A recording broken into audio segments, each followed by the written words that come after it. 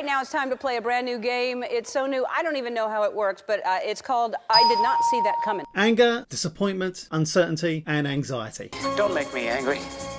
You wouldn't like me when I'm angry. When we find out about unexpected events that break our sense of predictability and certainty, what we thought was supposed to be happening to protect us and keep us secure actually looks like it wasn't actually happening at all. Well, it can bring up all kinds of difficult emotions. I am very disappointed!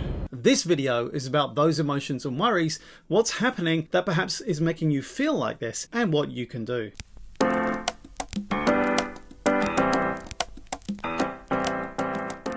When we go about our everyday lives, we are, for most of the time, able to stay on a pretty even keel. This stability in our mental state, this freedom from anxiety about what might happen next or what might be around the next corner in life, this stable sense of continuity and order helps to give meaning to our lives that the world is a safe and stable place. That it is predictable and generally positive, or at least not out to cause us harm. All this was thrown up in the air when coronavirus came along. But with the alert level system and many weeks of lockdown to protect public health in an attempt to eliminate the virus from New Zealand, and similar measures around the world, perhaps some places reached a place where many aspects of normal life could start again. And in New Zealand, we had a run of 25 days without a case until now. What we have been experiencing in Alert Level 1 has been an extension of a cocoon of security that we built in our own homes when we were asked to stay at home during lockdown. The extension of the cocoon of security in Alert Level 1 stretches across the whole of the country, where we have been assured that we did not have any cases in New Zealand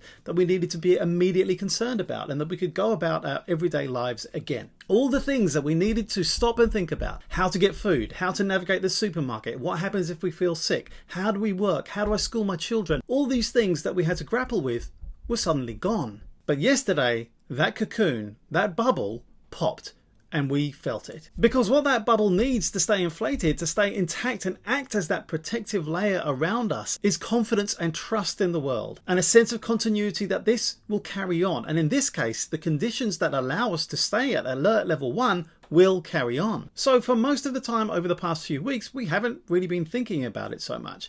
We carry on reasonably happy that we were confident that systems were working and that we were, to all intents and purposes, COVID-19 free, and that we could trust the systems in place to protect us if the threat emerged again. And because many, but not all of us, were able to let go of much of that anxiety, it meant that we could let go of thinking of every little thing in our lives and concentrate on what we have to do on each and every day. Because if we were checking and rechecking everything that happened in our life for risk, as we were back in Alert Level 3 or 4, we would never get anything done. So to a certain extent, being in the bubble frees us. So what do we need for this cocoon, this bubble, to stay intact? Well, philosophers call this cocoon our sense of ontological security. And to have this, we seem to need three things. First, a stable sense of home. Second, to feel that nature is at least benign and not out to get us. And thirdly, a sense that our contract with society and our fellow citizens is also at least not harmful and preferably positive. And that contract includes those who we task to lead us and who we enfranchise to make decisions on our behalf. Think of the government, for example, and border control and quarantine procedures. So these are institutions or arrangements in our society who we expect to function as we have been led to believe that they will. And when they fail, which they might for lots of different reasons, which we may not know about, then the threat that they are designed to protect us from suddenly looms large again and is experienced as a real and present danger, even though the risk may actually remain quite small. And it's this last point that might have triggered feelings of, one, feeling less safe than we thought we were, and two, an activation of our threat system which governs our flight, fight, or freeze response. And you might experience your fight response as anger right now, your flight response as feeling like you want to retreat back to the relative security of your home, and your freeze response might be a feeling of shock and bewilderment that this is happening. Now, if the trust in the contract that we have when we ask other people to look after our security and safety, in the systems that are designed to protect us, if they can be fixed, and that means good quarantine and border protection processes that work, then there's a chance that we can feel better again. Let me give you an example of what happens when you see a car accident when you're driving. For a moment, the risk of driving is brought to life, not in an abstract way, but in a vivid, tangible, and terrible way. What do? We might slow down and take a long look at what happened. But then then we might drive on, but perhaps much more slowly than we were driving before. But how long does that new behavior last for? I've asked many people this in workshops I've run, and the general answer is maybe a few minutes, 5 if you're lucky. For a few short minutes, seeing the accident pierces our protective bubble. It threatens our ontological security. It makes us slow down. It makes us be very aware of the risk. But very quickly, our perceptions of invulnerability return, and the chances are high that the driver, you,